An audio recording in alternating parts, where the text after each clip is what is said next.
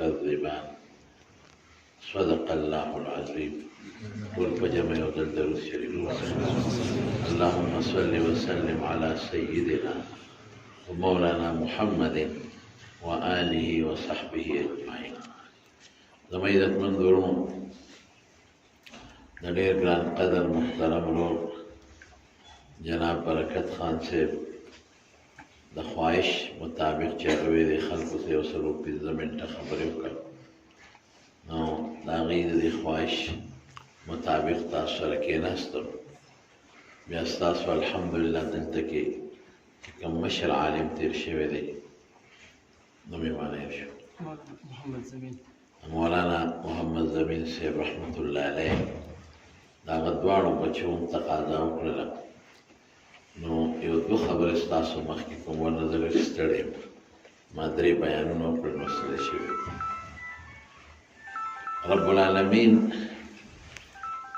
مو مسلمانانو ته د کامیابۍ یو نسخه ښیي هغه نسخه چې د انسان د کامیابۍ لپاره ده نسخه دا ده چې مسلمان په زړه کې دا سوچ وکړي چې زه به د قیامت په ورځ لویه ورځ د الله سره مخامخ کېږم بیا به مانه الله تپوس کوي د دریو څیزونو یو تپوس به د دې کوي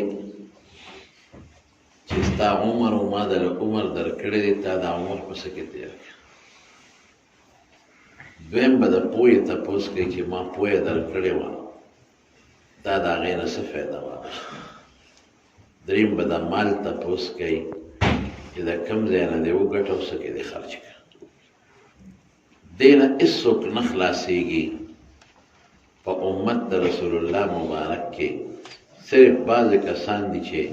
حضور پاک فرمایي چې هغه به بې حسابه بې کتابه جنت ته ځي هغه به خلاصي باقي د نورو په ټولو نه تپوس کوي چې مکلفین دي اوس موږ په دنیا کې خو لګیا یو منډې ترړې وو عمر تېرو خو په دې سوچ ونه کړه چې دا عمر موږ څه کې تېر عمر خو ډېر قیمتي شی دی کوم وخت چې د انسان نه لاړ دا واپس په لاس نه راځي دې پسې موږ ارمان کوو قسم دی زموږ چې کوم وخت تېر شوی دی اوس موږ په سوچ کې پراته یو چې دا خو ډېر وخت زموږ تېر شو دا وخت خو بیا په لاس نه راځي دا خو ډېر تېز روان دی دې کې موږ الله څومره خوشحاله کړو الله هم څومره خفه کړ شیطان هم څومره خوشحاله کړ مالیاتو مطابق دا سوچ موږ نه کوو موږ وایو چې پیسه ډېره کړو ګاډي پسې ګاډي بنګلې پسې بنګلا او کارخانې پسې کارخانه چې ښه ډېر مال وګټم په دې سوچ نه کوم چې که دا مال ما په غلطه طریقو په حرام وګټه خو دا مال وبالې جان ما نه خو به الله د قیامت په ورځ تپوس کوي مال مې ولګو په څه کې په دې موږ سوچ نه کوو چې مال په څه کې موږ ولګو حلاله طریقه کې که په ګناه کې ولګو دریم دا دی چې هر سړي ته خدای پوهه ورکړې ده د چا زیاته او د چا کمه مثلا یو سړي ته دا پوهه ده چې مونځ فرض دی د مونځ کړی دی که نه دی کړی دا ورته پته ده چې زکات فرض دی که مې ونه کړ ماله به خدای عذاب راکړي ده ورکړی دی که نه دا ورته پته ده چې روژه فرض ده بیا دې نیولې ده که نه ده نیولې دا درې څیزونه اوس وروڼو د دې دریو څیزونو د جواب د تیارېدو دپاره چې انسان خپل جواب هغې نه تیار کړي او پرې کامیاب شي د هغې دپاره بنیادي یو شی دی چې هغه په زړه کې د الله یره راوستل دی که زه په دې دریو څیزونو کې ناکام شم زه به څه کوم ما به الله ونیسي څنګه چې د الله رحم زیات دی هغومره د خدای قهر او غضب زیات دی ولمن خاف مقام ربه جنتان چې د چا په زړه کې دا یره راغله چې الله ته مخامخ کېږم الله به ما سره څه کوي نو یو نه برات پر جنتونه به خدای ورکړي نبی کریم صلی الله علیه وسلم بخاری شریف کې یو حدیث دی د بني اسرائیلو یو سړی دی د هغه واقعه ذکر کوي چې بني اسرائیلو کې یو سړی ډېر زیات ګناهګار او ګناهونه یې کړي کله چې دی مړ کېده بیمار شي سړي ته مرګ رانږدې شي نو خپل بچي راوستل او کېنول لاول دی بچو ته وایي بچو ایو ابن انا زه څنګ پلار یم ما تاسو لوی کړی زه څنګ یم ښه پلار که خراب هغې ویې نه بابا ته خو ډېر ښه پلار یې تا خو زموږ ډېر ښه تربیت کړی دی دا خو مونږ ماشومان لوی کړي یو زموږ د ډېر خیال ساتلی دی وی ښه نو بچې زما په تاسو یو حق دی نن به هغه حق زما تاسو پوره کوئ بابا څه حق دی د پلار والی حق دی بلکل پوره کوم وایه وی بچې ما ډېره ګناه کړې ده ما ځان له آخرت له هېڅ ذخیره اندوزي نه ده کړې نیک عمل مې نه دی کړی که زه الله ته مخامخ شم او زه یې ونیولم نو ما سره به هغه څوک وي چې د هغې بچه ته مثال وکړي هېڅ نیکي مې نه ده کړې ټول ګناهونه دي بچې داسې به وکړي ما سره وعده وکړئ چې زما وصیت به پوره کوئ نو رسول الله مبارک فرمایي د خلکو نه یې کلکې وعدې واخیستې وی ښه وعده ده ویم وی چې زه مړ شم ما به وسوځوئ بیا به زما دا اډوکي او دا چې کوم سکاري دا به وټکوئ بیا به دا سنبال کې خو چې په کوم ورځ تیزه هوا لګي نو دا نیمې ری به په دې سیند کې وشیندې او نیمې په دې وچه باندې بس که په دې خدای چېرته معاف کړم چې زه ځان یې ورک که وسوځم زه معاف شم یعنې که الله ته مخامخ شو ما له به څه عذاب راکوي بچو به ته بابا داسې کې د ګناه د پاسه بله ګناه ای بچې بس تاسو ما سره وعده کړی او دا وصیت به پوره کوئ حضور پاک مبارک فرمایي چې کله دا سړی مړ شو د ده د وصیت مطابق بچ وسوځه هډوکي یې ولو ټکول مې دی کړ او بیا یې نیمې ایرې په دریاب ونیستې او چې ښه تیزه سیلی او طوفان او نیمې په دې وچه وشیندلې لیکن زما وروڼو د الله نه خو نه څوک پټېدی شي او نه د خدای نه څه شي غیبېدی شي یو کن نو موجود وي نو رب العالمین چې تپوس کوي بنده دا دې څه کړي دا دې ولې کړي د جرم د پاسه جرم ولې دې کړي دې څه وایي الله ته وی من خشیتک یا رب وانت تعلم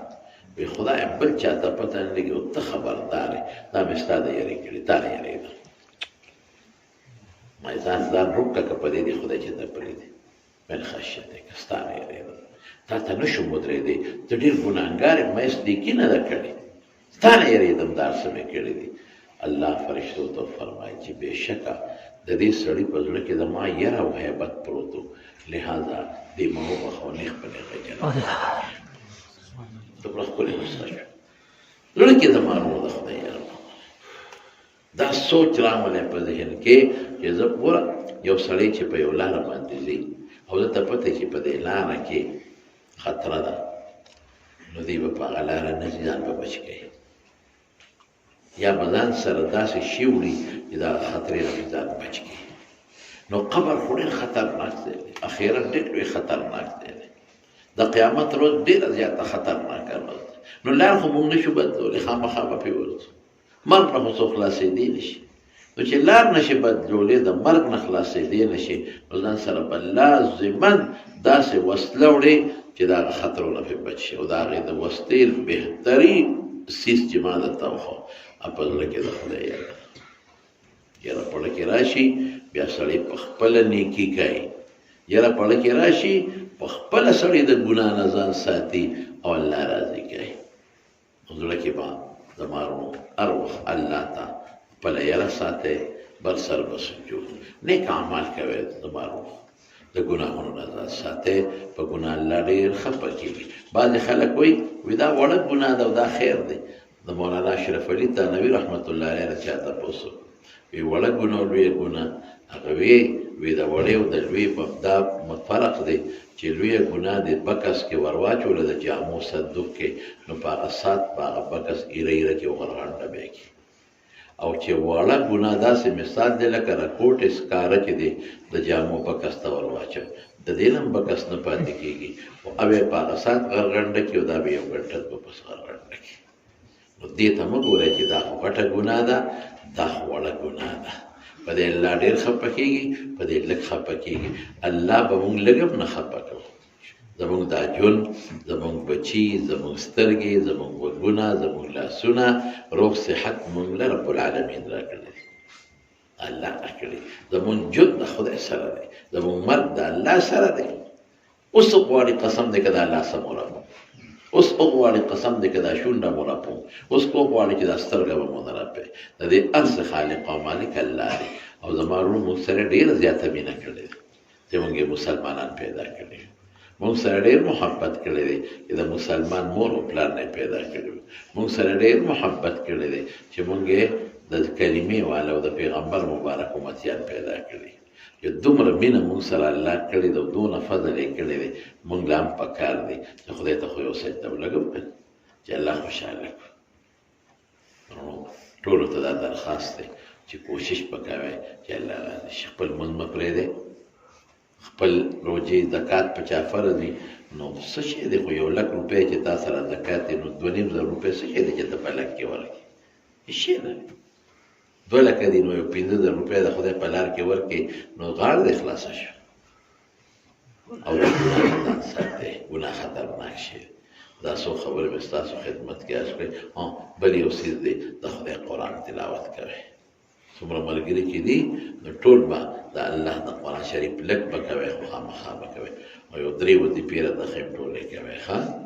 سهار کې ټول ملګري څلورمه کلمه سل پیرې وایي لا اله الا الله وحده لا شريك له له الملك وله الحمد وهو على كل شيء قدير یاد او په نیه ده مولانا صاحب یې درته واورئ څلورمه کلمه سهار ماندنه مخکې وې که وروسته وې لوړ خطونه مخکې وې که وروسته وې څلورمه کلمه به سل پیرې وایي او شواروس کې به 1500 پیرې لا حول ولا قوة الا بالله وایي علي العظیم وایي ډېر ښه دی که نه هم خیر دی لا حول ولا قوة الا یو 15 پینټه پې لګي یو ځای وایي او که جدا جدا وایي د دنیا خیر او برکت به خدای درکړي د غمونو پریشانو فتنو نه به خدای وساتي داسې وظیفه مې درته درکړه لا حول ولا قوة الا بالله 1500 کرته شواروس کې روز د شپې هر ټیم یې ویلی شي او چې کله ماښام ماسخوتنو ته کېږي یو 200 پیرې دروز شریف وایي 200 پیرې دروز شریف د دروز شریف دا برکت وي چې پیغمبر علیه السلام ته به فرشتې لاړې شي ان لله ملائکة سیاحین فی الارض یبلغوني عن امتی السلام حضور پاک له فرشتې لاړې شي ورته به څه وایي وایي نن د فتح پور پلانکي د پلانکي زوی په تا دومره دروز شریف ویلی د درود د برکت نه به د حضور پاک د ستا او ستا د پلار نوم واخیستی شي رښتیا ووایي رسول الله مبارک به څومره خوشحاله شي او څومره دعاګانې به درته وکړي څو وظیفې شوې 3 سهار څلورمه کلمه څونه سل 1500 کرته لا حول ولا قوة الا بالله او ماښام ماسخوتن مازدیګر هم خیر دی ویلی شي 200 کرته درود شریف چې کوم ته ویلی شي وایي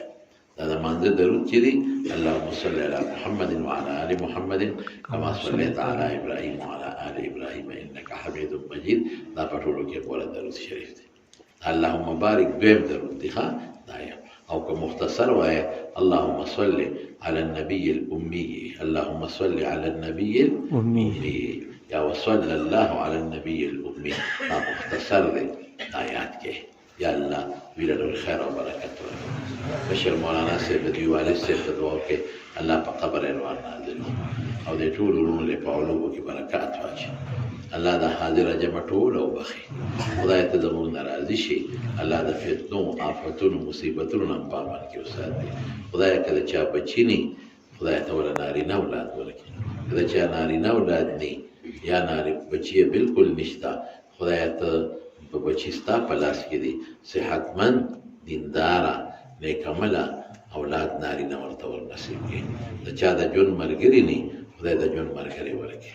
خدای که د چا میاس کې کورونو کې اختلافي اتفاق باندې بدل کړي د چا لاس تنګ دی رزق یې تنګ دی غریب دی فقیر دی قرضدار دی فراخه روزي نصیب کړي د چا کاروبار کمزوری دی برکت پکې واچي ټولو له د منځونو توفیق ورکړي د نیکو اعمالو توفیق ورکړي د ګناه نه وساتي